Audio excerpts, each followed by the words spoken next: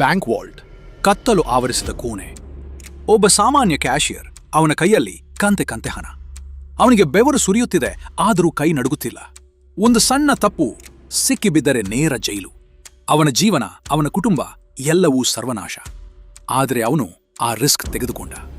Banking ಸಿಸ್ಟಮ್ನಲ್ಲಿರುವ ಒಂದು ಸಣ್ಣ loop hole, ಲಕ್ಷಾಂತರ ರೂಪಾಯಿಗಳನ್ನ ವಾಲ್ಟ್ನಿಂದ ಹೊರಗೆ ತಂದ. ಸ್ಮ್ಯಾಗ್ಲರ್ಗಳಿಗೆ ಕೊಟ್ಟ, ಡಬಲ್ ಲಾಭ ಮಾಡಿದ. ಮತ್ತೆ ಯಾರಿಗೂ ಗೊತ್ತಾಗದ ಹಾಗೆ ಆ ಅಸಲು ಹಣವನ್ನು ಬ್ಯಾಂಕ್ ವಾಲ್ಟ್ಗೆ ವಾಪಸ್ಸಿಟ್ಟ.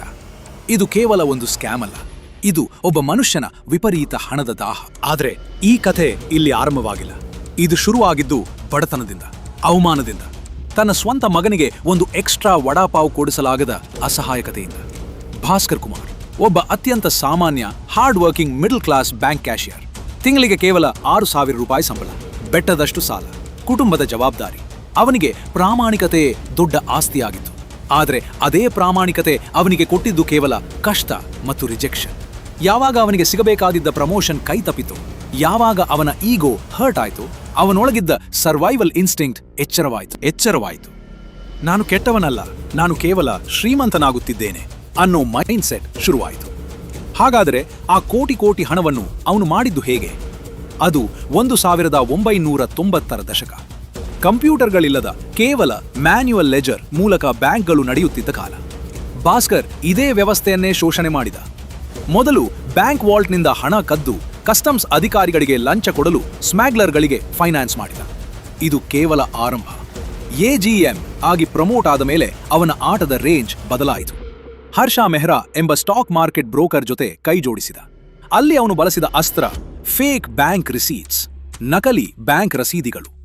ಬ್ಯಾಂಕ್ನಲ್ಲಿ ಇಲ್ಲದ ಹಣಕ್ಕೆ ನಕಲಿ ರಸೀದಿಗಳನ್ನು ಸೃಷ್ಟಿಸಿ ಆ ಹಣವನ್ನು ಸ್ಟಾಕ್ ಮಾರ್ಕೆಟ್ಗೆ ಪಂಪ್ ಮಾಡಿದ. ಹಗಲು ಹೊತ್ತಿನಲ್ಲಿ ಬ್ಯಾಂಕ್ ಅಧಿಕಾರಿ, ರಾತ್ರಿಯ ಹೊತ್ತಿನಲ್ಲಿ ಹವಾಲಾ ಮತ್ತು ಲಾಟರಿ ಟಿಕೆಟ್ಗಳ ಮೂಲಕ ಕಪ್ಪು ಹಣವನ್ನು ವೈಟ್ ಮಾಡುವ ಮಾಸ್ಟರ್ ಮೈಂಡ್. ಅವನ ಪ್ಲಾನಿಂಗ್ ಎಷ್ಟು ಪರ್ಫೆಕ್ಟ್ ಆಗಿತ್ತು ಅಂದ್ರೆ ಸಿಬಿಐ ಮತ್ತು RBI ಅವನ ಬೆನ್ನಿಗೆ ಬಿದ್ದಾಗ್ಲೂ ಅವನು ಅವರಿಗಿಂತ ಒಂದು ಹೆಜ್ಜೆ ಮುಂದಿದ್ದ. ಜನ ಅವನನ್ನು ಯಾಕೆ ನಂಬಿದ್ರು? ಇನ್ವೆಸ್ಟರ್ಸ್ ಅವನಿಗೆ ಯಾಕೆ ಕೋಟಿ ಹಣವನ್ನು ಒಪ್ಪಿಸಿದ್ರು? ಕಾರಣ ಬಹಳ ಸಿಂಪಲ್, ಅವನ ಕಾನ್ಫಿಡೆನ್ಸ್ ಮತ್ತು ಅಥಾರಿಟಿ ಬಾಯಸ್. ಒಬ್ಬ ಬ್ಯಾಂಕ್ ಮ್ಯಾನೇಜರ್ ಸೂಟ್ ಹಾಕಿಕೊಂಡು ಬಂದು ಗ್ಯಾರಂಟಿ ಕೊಟ್ಟಾಗ ಜನ ಪ್ರಶ್ನೆ ಮಾಡುವುದಿಲ್ಲ. ಇನ್ವೆಸ್ಟರ್ಸ್ ಕಣ್ಣಿಗೆ ಬಟ್ಟೆ ಕಟ್ಟಿದ್ದು ಅವರದೇ ದುರಾಸೆ ಮತ್ತು ಸೋಷಿಯಲ್ ಪ್ರೂಫ್. ಎಲ್ಲರೂ ಇನ್ವೆಸ್ಟ್ ಮಾಡ್ತಿದ್ದಾರೆ, ನಾವು ಮಾಡೋಣ ಅನ್ನೋ ಕುರಿಮಂದೆ ಮನಸ್ಥಿತಿ. ಅಲ್ಲಿ ಬಲಿಪಶುಗಳು ಮಾಡಿದ ಏಕೈಕ ತಪ್ಪು, ಬೇಸಿಕ್ ಡಾಕ್ಯುಮೆಂಟ್ಗಳನ್ನು ಕ್ರಾಸ್ ಚೆಕ್ ಮಾಡದೇ ಹೋದದ್ದು. ಈಗ ನನ್ನದೊಂದು ಪ್ರಶ್ನೆ, ನೀವು ಆ ಜಾಗದಲ್ಲಿ ಇದ್ರೆ ಏನ್ ಮಾಡ್ತೀರಾ? ನಿಮ್ಮ ಕಣ್ಣ ಮುಂದೆ ಸುಲಭವಾಗಿ ಯಾರಿಗೂ ಗೊತ್ತಾಗದ ಹಾಗೆ ಲಾಕ್ ಆಗಿರುವ ವಾಲ್ಟ್ ಒಳಗೆ ಕೋಟಿ ಕ್ವಿಕ್ ಮನಿ ಸಿಕ್ಕರೆ ನೀವು ರೆಸಿಸ್ಟ್ ಮಾಡ್ತೀರಾ? ರಿಸ್ಕ್ ತೆಗೆದುಕೊಳ್ಳೋದು ಸ್ಮಾರ್ಟ್ನಾ ಅಥವಾ ಸ್ಟುಪಿಡ್ನಾ? ಭಾಸ್ಕರ್ ರಿಸ್ಕ್ ತೆಗೆದುಕೊಂಡ. ಆದರೆ ಆ ರಿಸ್ಕ್ ಅವನ ಹೆಂಡತಿ, ಅಪ್ಪ ಮತ್ತು ಮಗನಿಂದ ಮಾನಸಿಕವಾಗಿ ದೂರ ಮಾಡಿತು. ಈ ಸಿನಿಮಾದ ಪ್ರತಿಯೊಂದು ಸೀನ್ ಕೂಡ ಹಣ ಮತ್ತು ಸೈಕಾಲಜಿಯ ಒಂದು ಮಾಸ್ಟರ್ ಕ್ಲಾಸ್.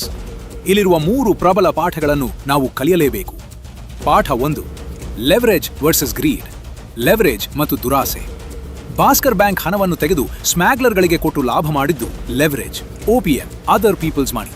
ಪ್ರಪಂಚದ ಶ್ರೇಷ್ಠ ಪುಸ್ತಕ ದ ಸೈಕಾಲಜಿ ಆಫ್ ಮನಿಯಲ್ಲಿ ಲೇಖಕ ಮಾರ್ಗನ್ ಹೌಸೆಲ್ ಒಂದು ಮಾತು ಹೇಳ್ತಾರೆ, ನಿಮಗೆ ಎಲ್ಲಿ ನಿಲ್ಲಿಸಬೇಕು, ವೆನ್ ಟು ಸ್ಟಾಪ್ ಅಂತ ಗೊತ್ತಿಲ್ಲದೆ ಹೋದ್ರೆ ನೀವು ಎಷ್ಟೇ ಬುದ್ಧಿವಂತರಾಗಿದ್ದರೂ ಸರ್ವನಾಶ ಆಗ್ತೀರಾ. ಭಾಸ್ಕರ್ಗೆ ಆ ಲೈನ್ ಗೊತ್ತಿತ್ತು. CBI ಬಲೆ ಬೀಸುವ ಮುನ್ನವೇ ಅವನು ಗೇಮ್ನಿಂದ ಎಕ್ಸಿಟ್ ಆದ. ಪಾಠ 2, ಇಮೋಷನಲ್ ನಿರ್ಧಾರಗಳು ನಿಮ್ಮನ್ನು ಕುರುಡಾಗಿಸುತ್ತವೆ. ಪ್ರಮೋಷನ್ ಸಿಗಲಿಲ್ಲ ಎಂಬ ಒಂದೇ ಒಂದು ಇಗೋ ಹರ್ಟ್ ಭಾಸ್ಕರ್ನಂತಹ ಪ್ರಾಮಾಣಿಕ ವ್ಯಕ್ತಿಯನ್ನು ಕ್ರಿಮಿನಲ್ ಮಾಡಿತು. ಒಂದು ಸೀನ್ನಲ್ಲಿ ಅವನು ತನ್ನ ಇಗೋ ಸ್ಯಾಟಿಸ್ಫೈ ಮಾಡಲು ಒಂದೇ ದಿನದಲ್ಲಿ 65 ಲಕ್ಷ ರೂಪಾಯಿ ಖರ್ಚು ಮಾಡುತ್ತಾನೆ.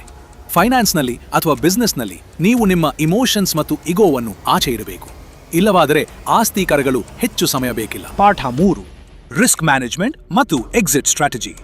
ಭಾಸ್ಕರ್ ತನ್ನ ಬಾಸ್ಗಳು ಸಿಕ್ಕಿ ಬೀಳುವ ಮುನ್ನವೇ ತನ್ನೆಲ್ಲ ಅಕೌಂಟ್ಗಳನ್ನು ಕ್ಲೋಸ್ ಮಾಡಿ ಕಪ್ಪು ಹಣವನ್ನು ಅಮೆರಿಕಾದ ಹೋಟೆಲ್ಗಳಲ್ಲಿ ಇನ್ವೆಸ್ಟ್ ಮಾಡಿ ಫ್ಯಾಮಿಲಿ ಸಮೇತ ಎಸ್ಕೇಪ್ ಆಗುತ್ತಾನೆ. ನೀವು ಎಷ್ಟೇ ದೊಡ್ಡ ಬಿಸ್ನೆಸ್ ಸಾಮ್ರಾಜ್ಯ ಕಟ್ಟಿದರೂ ಬ್ಯಾಕಪ್ ಪ್ಲಾನ್ ಮತ್ತು ಕ್ಲಿಯರ್ ಎಕ್ಸಿಟ್ ಸ್ಟ್ರಾಟಜಿ ಇಲ್ಲದೆ ಹೋದ್ರೆ ನೀವೊಬ್ಬ ಜೂಜುಕೋರ್ ಅಷ್ಟೇ. ಲಕ್ಕಿ ಭಾಸ್ಕರ್ ಕೇವಲ 90ರ ದಶಕದ ಬ್ಯಾಂಕಿಂಗ್ ಫ್ರಾಡ್ ಕಥೆಯಲ್ಲ, ಇದು ಪ್ರತಿಯೊಬ್ಬ ಮನುಷ್ಯನ ಮನಸ್ಸಿನ ಕನ್ನಡಿ. ನಮ್ಮ ಜೇಬಿನಲ್ಲಿ ಹಣ ಇಲ್ಲದಾಗ ನಾವೆಲ್ಲರೂ ನೈತಿಕತೆ, ಪ್ರಾಮಾಣಿಕತೆಯ ಬಗ್ಗೆ ಭಾಷಣ ಮಾಡುತ್ತೇವೆ. ಆದರೆ ಕತ್ತಲ ಕೋಣೆಯಲ್ಲಿ ಯಾರಿಗೂ ಗೊತ್ತಾಗುವುದಿಲ್ಲ ಎಂಬ ಗ್ಯಾರಂಟಿ ಇದ್ದಾಗ ಆ ಪ್ರಾಮಾಣಿಕತೆ ಎಷ್ಟು ಸ್ಟ್ರಾಂಗ್ ಆಗಿರುತ್ತೆ ಅನ್ನೋದೇ ಅಸಲಿ ಪರೀಕ್ಷೆ. ಭಾಸ್ಕರ್ ಕಥೆಯಲ್ಲಿ ಲಕ್ಕಿಯಾಗಿದ್ದ, ಪಾರಾದ.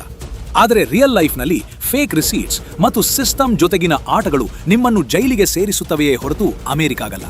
ಹಣ ನಿಮಗೆ ಪವರ್ ಕೊಡಬಹುದು, ಆದರೆ ನೆಮ್ಮದಿಯನ್ನಲ್ಲ. ಕೊನೆಯದಾಗಿ ಒಂದು ಕಟು ಸತ್ಯವನ್ನು ಯೋಚನೆ ಮಾಡಿ. ಹಣಕ್ಕಾಗಿ ನಿಮ್ಮ ನೈತಿಕತೆಯನ್ನು ಮಾಡಿಕೊಳ್ಳುವ ಪರಿಸ್ಥಿತಿ ಬಂದರೆ ನಿಮ್ಮ ಬೆಲೆ ಎಷ್ಟು?